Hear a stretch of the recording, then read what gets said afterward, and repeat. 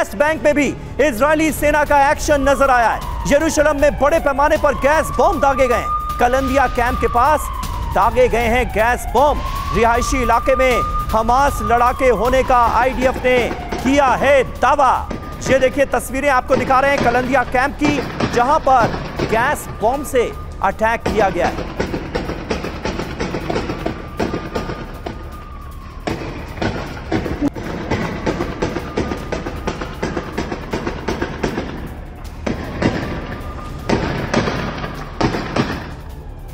और वहीं जेनिन में आमने सामने की जंग चल रही है। इजरायली फोर्स को यहां पर रोकने की कोशिश भी की गई है।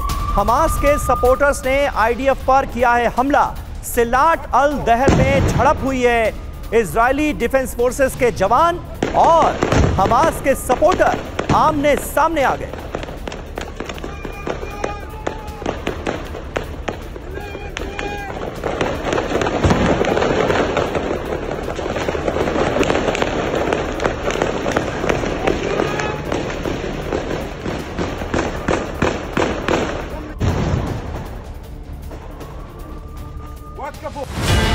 क्या आप जिंदगी में घर खरीदने का हो या शादी का हो, आपको पता नहीं चल रहा ना, ज्यादा टेंशन मत लो। आपके हॉरोस्कोप में ना सब पता चल जाएगा। कुछ ज्यादा वेट मत करना, जाइए एस्ट्रोलैट ऐप डाउनलोड कीजिएगा और आपका पहला कॉल फ्री पाइएगा।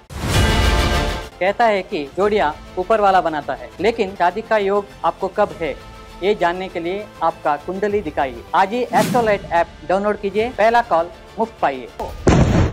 और अगली बड़ी खबर, वेस्ट बैंक में हमास का बड़ा हमला। इजराइल के 6 सैनिकों को मारने का किया गया दावा। अल कसाम ब्रिगेड ने हमले का दावा किया है। इजरायली सेना ने हालांकि इस हमले की पुष्टि नहीं की है।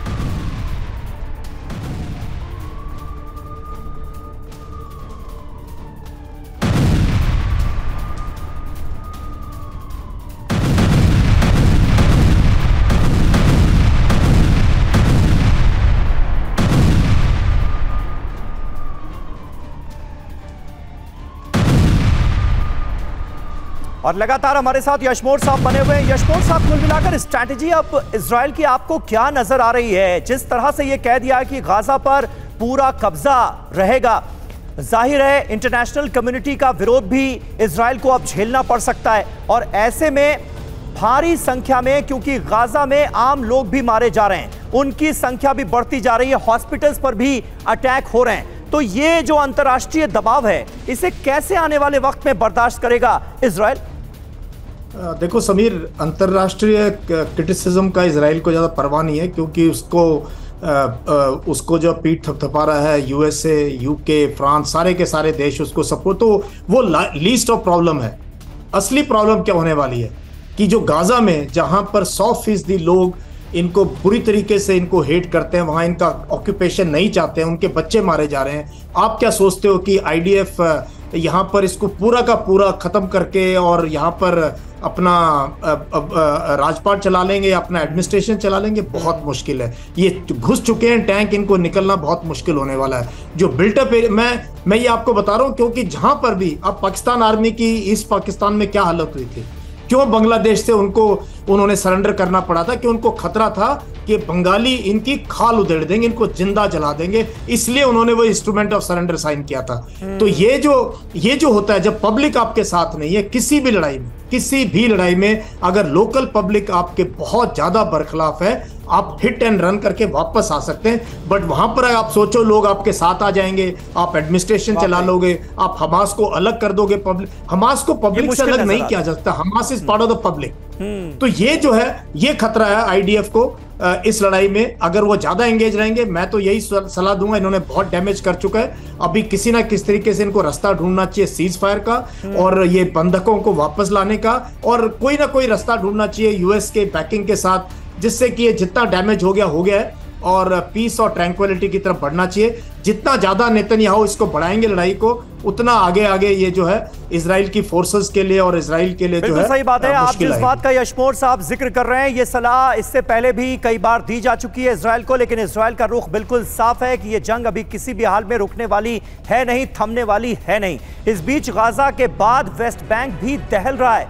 इन इलाकों में वेस्ट बैंक के युद्ध जारी है। वो इलाके अब हम आपको दिखाने जा रहे हैं, कौन कौन से इलाके इस वक्त देखिए वेस्ट बैंक के सुलग रहे हैं, जेनिन है, इसमें तुलकर्म है, नेबलस है, कलकिलिया है, रामल्ला है, यरूशलेम है, यानी ये तमाम इलाके वेस्ट बैंक के इस वक्त सुलगते हुए नजर आ रहे हैं। गाजा पार्ट 2 ऐसा लग रहा है कि यहां पर अंजाम दिया जा रहा है। पहले गाजा में जबरदस्त जंग शुरू की गई, वहां पर जबरदस्त तबाही और बर्बादी हुई और अब वेस्ट बैंक को भी तबाह होते हुए हम देख रहे हैं। सड़कें तक खोद दी गई हैं तमाम इलाकों की आईडीएफ की तरफ से। और इस बीच गाजा में अस्पताल पर हमला जारी है। इंडोनेशियन अस्पताल पर फिर हमला हुआ है। धमाके के वक्त यहां पर कई लोग मौजूद थे, ये जानकारी सामने मिल रही है। धमाके की तस्वीरें सामने आई हैं। ये देखिए तस्वीरें आपको दिखा रहे हैं कैसे इंडोनेशियन अस्पताल पर धमाके के बाद यहां पर हर तरफ अफरा तफरी मच गई, कोहराम मच गया।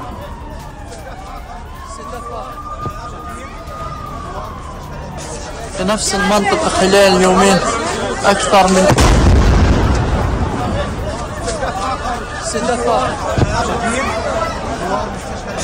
في نفس المنطقة خلال يومين أكثر من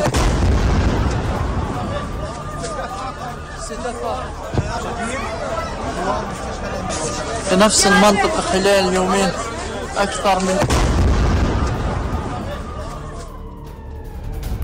और अगली बड़ी खबर, उत्तरी गाजा में अस्पतालों पर हमला हुआ है। अल शिफा और अल खुद्स अस्पताल पर भी हमला हुआ है।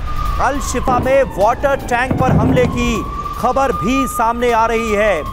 ये खबर सामने आ रही है, वो नष्ट हो गया है, उसे बर्बाद कर दिया गया है, तहस नहस कर दिया गया है।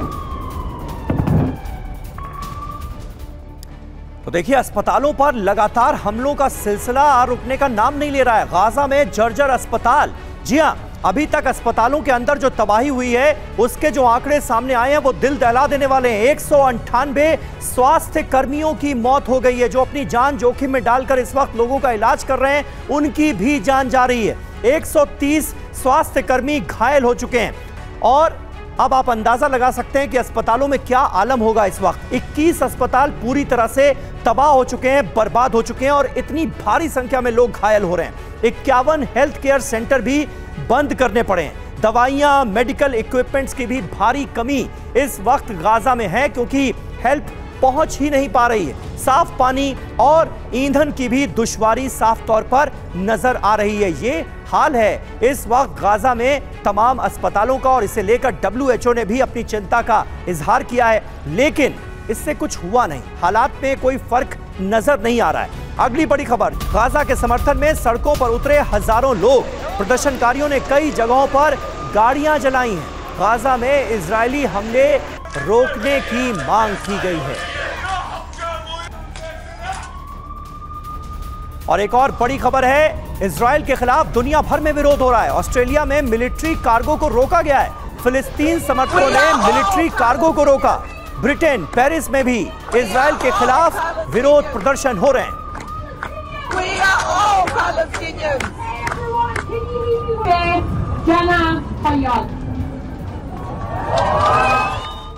और वहीं इजरायल के तेल अवीव में भी प्रदर्शन हो रहे हैं। बंधकों की सलामती के लिए यहां पर रैली निकाली गई। हमास के कब्जे में अभी भी 240 बंधक मौजूद हैं। रैली में बंधकों के परिवार वालों ने भी हिस्सा लिया। ये देखिए कितनी भारी संख्या में इजरायल के लोग तेल अवीव की सड़कों पर उतरे। बंधकों के लिए दुआ मांगी गई और उनकी सकुशल रिहाई की डिमांड की गई।